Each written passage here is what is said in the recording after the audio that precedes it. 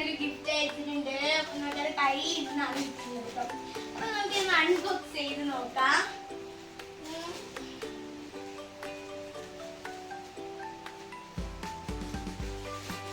നല്ല പേക്കിലാണ് കേട്ടോ. നല്ല പേക്ക് ചെയ്തിട്ടാണ്